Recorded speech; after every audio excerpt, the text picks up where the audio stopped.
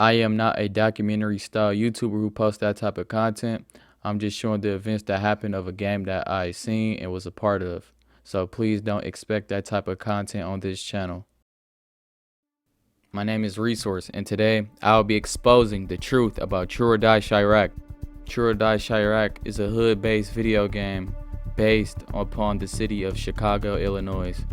The person who made TruOrDieChiraq is TruHunnit, rapper, CEO. The main developer of TruOrDieChiraq is ChicagoGame dev. He made the game solo. He is a solo person developer. And today I'll be exposing everything from my experiences and everything I've seen. I'm not trying to bash anybody or put a bad light on anybody. I'm here to show the truth within everything and what went wrong and ultimately the failure of the game. We have to go back to all the way in 2021 where TruOrDieChiraq was made. TruHunnit, who was a rapper at the time, and the ChicagoGame dev who shot music videos. And Shade used to shoot Tru music videos when Tru first started rapping. Tru found out Shade knew how to make video games, and Tru came to Shade and asked, can they come together to make a game? And Shade ended up saying yes, and TruOrDie became official. So we started seeing early teasers of the game. When we first started seeing early teasers of the game, an official Discord got dropped. And when the Discord got dropped, Shade, the developer, ran the Discord throughout the whole game lifespan and also ran the Discord with other moderators. On July 7, 2021, a now famous trailer had dropped. TruOrDieChiraq Drill Mode. Drill Mode was essentially a multiplayer game mode, and the trailer had got great reception. Everybody was comparing the game to a hood GTA 5, and the players got very excited about it. Hype grew about the game. Even rapper NLE Choppa co-signed the game and said it was fire on TikTok. The first official game date was December 21st, 2021. Hype grew about the game and the community started to grow. A lot of people started to join the Discord and started to make gangs. On September 17th, 2021, a small playtest was available to a small amount of players. It was around 5 to 10 players, and that was our first official look at TruOrDieChiraq. The reception of the fan base was 50-50. A lot of players understood that the game didn't look well, but a lot of people agreed that the game was in early development, so nobody budged when the first gameplay got released. On December 21st, 2021, the official date of TruOrDieChiraq got pushed back. Polo GMLK Weekend Capricorn Bash in Atlanta. With TruHunnit MLK Weekend turning up for Tayonce's birthday bash. It's gonna be a movie January 15th at the Cosmopolitan. I need the whole city to pop out and show love, man. Show rock in this bitch.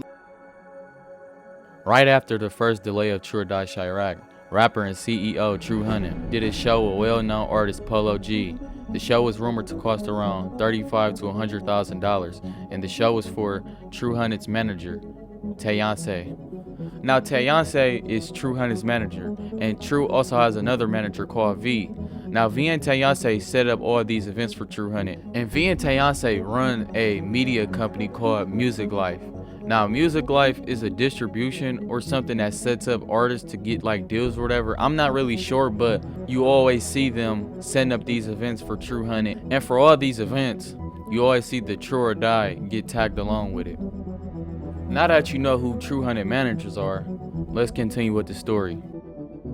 So the next event in our timeline was in spring of 2022. Now TruOrDie ran an NFT project, and this was at the height of the NFT thing. And this NFT project ended up having 5 phases, with the 5th phase being a McLaren giveaway.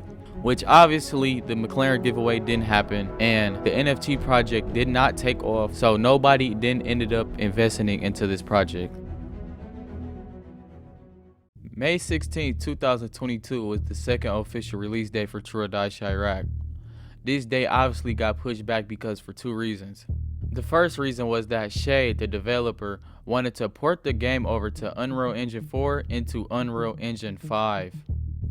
And at the time, Unreal Engine 5 had capabilities that Unreal Engine 4 never had. So the game definitely would have become better if the game got ported, but obviously it would have been time consuming. And the port to Unreal Engine 5, it caused it a problem. So TruOrDieChiraq was supposed to have a drill mode, which is online, and also a story mode. So what ended up happening was that the game got split into 2 games. We ended up getting the drill mode, but it was never a story mode. Well, it was multiple problems because of this.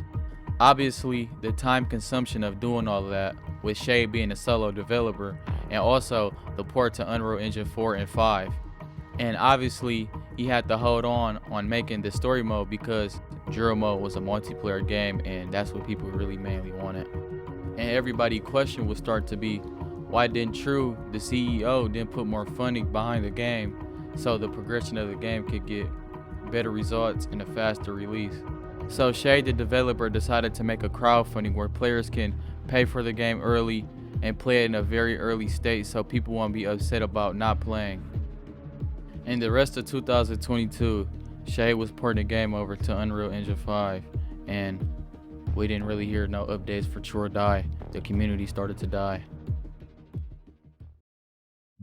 As the end of 2022 happened and the start of 2023, Shay, the developer, was working countless nights solo, porting the game and adding features into TruOrDieChiraq. As soon as the game was ported to Unreal Engine 5, Shay started doing constant updates and even hosting events for the TruOrDie community.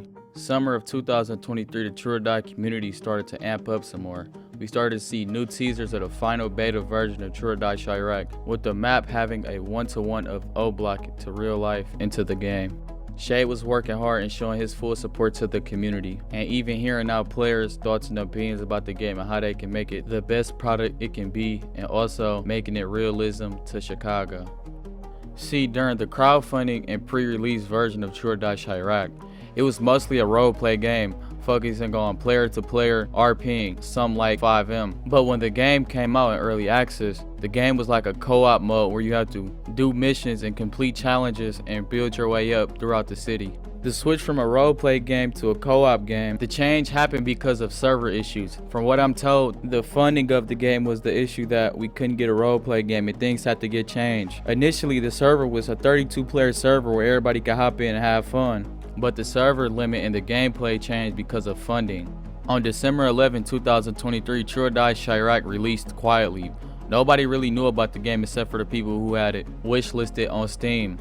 The game came to mixed reviews. People didn't really like the gameplay, with the game having a lot of minor bugs and glitches, and most people felt like it was too late for TruOrDie because the late release and also the announcement in the trailer of GTA 6. So people are left questioning what ended up happening. Why did this game get hyped so much for it to essentially fail? Hey, this what Red to the Trenches look like, you know what I'm saying?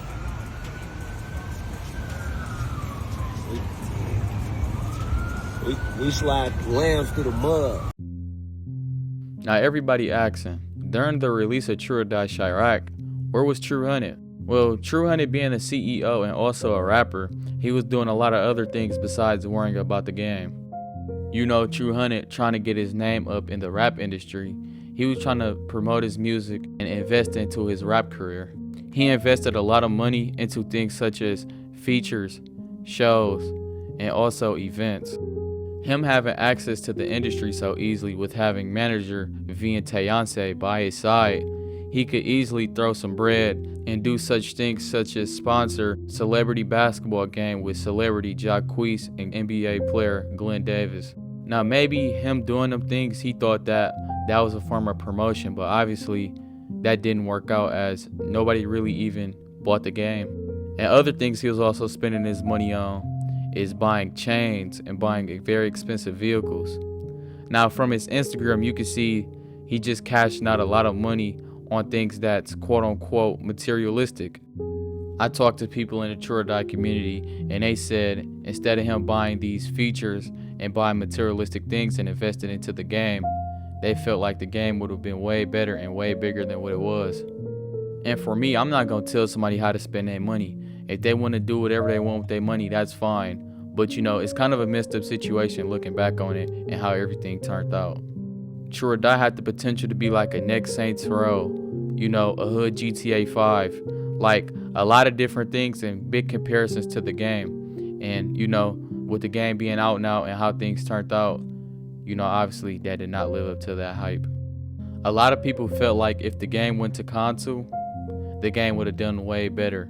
But people don't realize that it takes a lot of money and also a team to do that type of thing. And remember, Shay was a solo developer, so him paying and also porting everything over to console would have been a very hard challenge. People also say that the game should have just dropped on Unreal Engine 4 without porting it, and the game could have got updated throughout that, but you know, it is what it is now. This game could have been special, and it was definitely a missed opportunity.